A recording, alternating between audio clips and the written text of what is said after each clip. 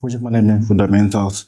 So, just as the word implies, project management is more like managing projects, right? So, just a little overview. What is project management? Project management is the application of knowledge, skills, and tools. See, and techniques. So you have knowledge, you have skills, you have tools, then techniques, which where the technology comes into project activities. Just like, for example, we have activities here: photography, videography, web development, design, and whatever it is. So application of the knowledge, the skills, and the tools and techniques to project activities to make sure that the activities are delivered in a tangible to execute tasks and then create tangible products and services on time, delivered on time. So that's like the summary of the definition. So you're applying the knowledge based on project management principles, and then you develop skills, and then you use tools with the help of technology to make sure that the project is delivered on time, and create um you bring your idea to life. The key aspects of project management, you have to define the project scope. Let's say now you have a project. When you start a project, what is the scope? That's what does it entail, right? Let's say we have a video shoot. When does it start? When does it end? Identify the deliverables. What are the deliverables? What are we delivering? Are we delivering pictures? Are we delivering videos? Are we delivering images? Are we delivering landing page? What are the deliverables? And then what are the risks involved? Right? What are the risks involved? Let's say usually this risk comes in for risk management. Is there a risk of the client saying they don't want to do again? Is there a risk of us losing tools or spoiling equipment or whatever it is? What are the risks involved? For other projects like let's say technology-based project for web development, is there a possibility of an API crashing? Is there a possibility of probably the server not working? So what are the risks? And then effective communication across teams. That's why we are using this whole project now. How do we communicate? When it is moved from doing to done, in progress. That's why we have all those things. We have the ones that they're in progress, they are the ones that are done, they're the ones that are cancelled. So, and then you communicate, like it has always been emphasized. Communicate what is being done, how it is being done. And secondly, on the overview, project management approaches. What are the approaches? Usually, you will hear stuff like waterfall, agile, and all that. But I decided to just go with the predictive, adaptive. Oh, this is supposed to be hybrid, but I put hybrid.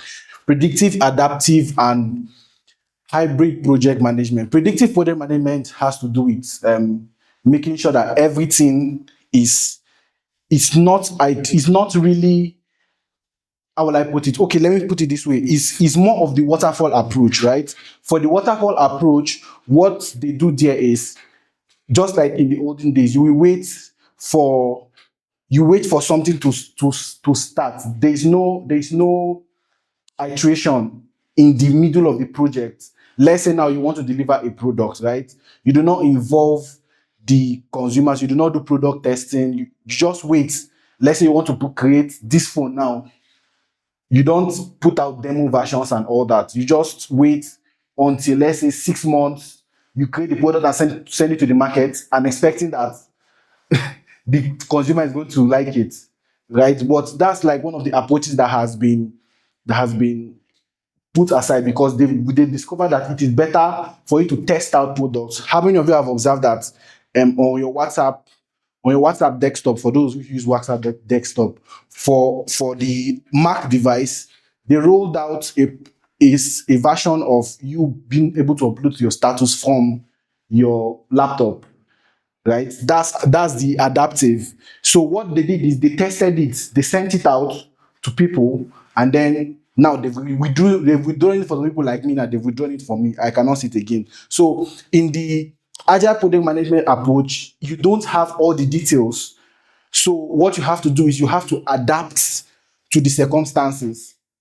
right? Which is one of the best forms of project management, adaptive project management, where you adapt to the circumstances because there are a lot of things that are not predictable, right? So you put systems in place where if this goes wrong, we do this.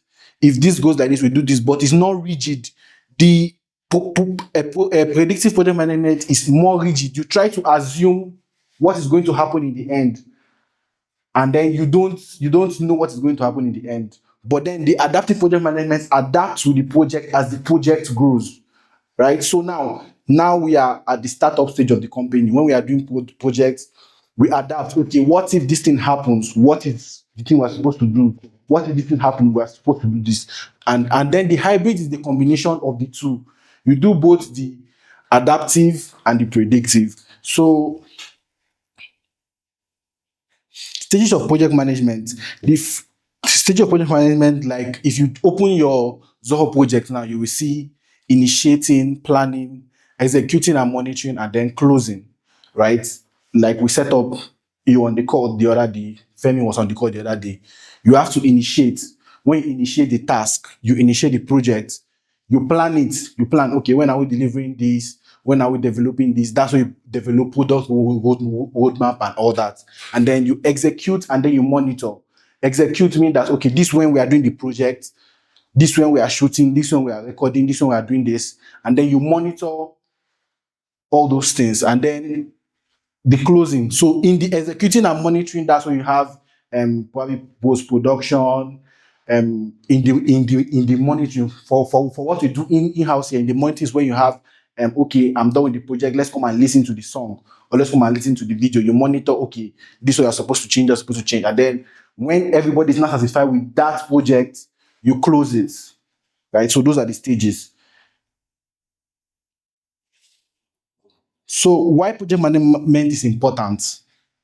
Because it makes planning realistic, right? Okay, okay, how long is it going to take us? Is this something that we can do realistically? So when you plan a project, you don't just enter blindly, right? You enter with realism in mind. Okay, you say, what are the, like I said, what are the risks? Is it realistic for us? Let's say now in Paruto, now we know it is not realistic for us to be producing phones because we don't have the gadgets, we don't have the capability, we don't have the capacity, right? But it is possible for us to produce movies. So it's realistic for us to produce movies because we have the gadgets, we have everything. Quality control talks just like the word quality. You are controlling the quality.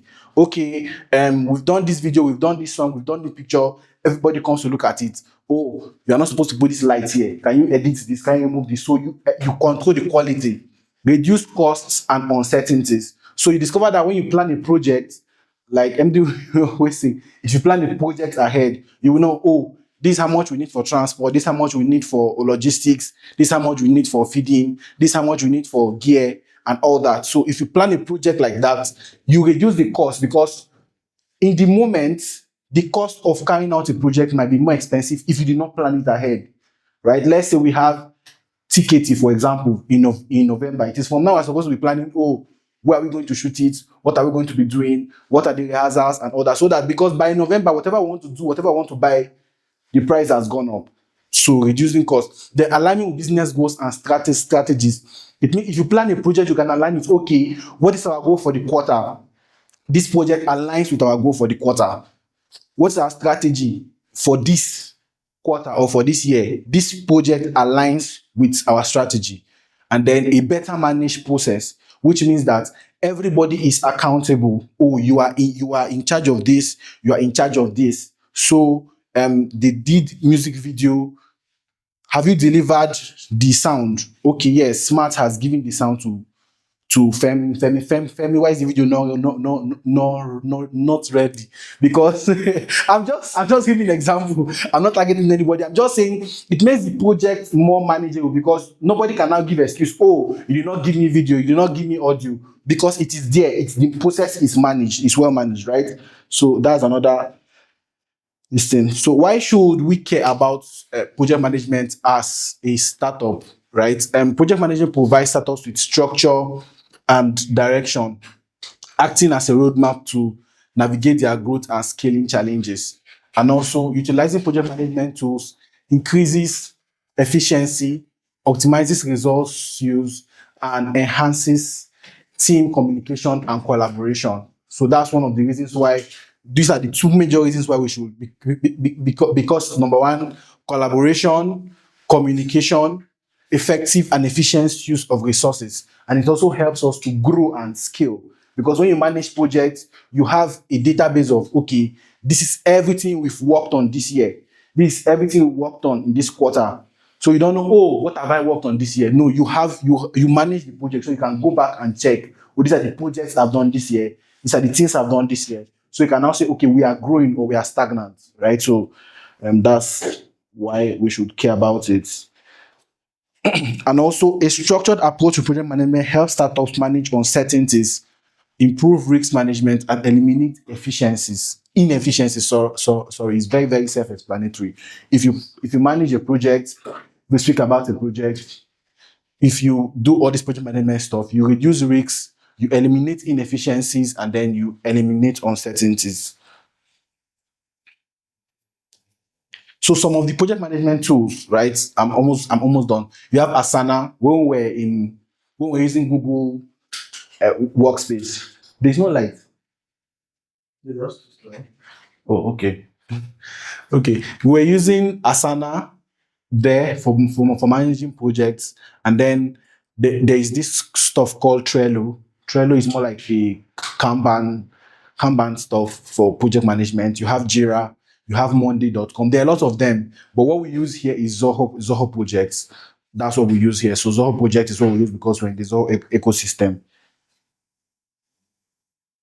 So what's next? What's next for us is that we should learn how to use the project management tools that are available to us. Like one of the stuff that we started implementing now is setting out our goals for the week.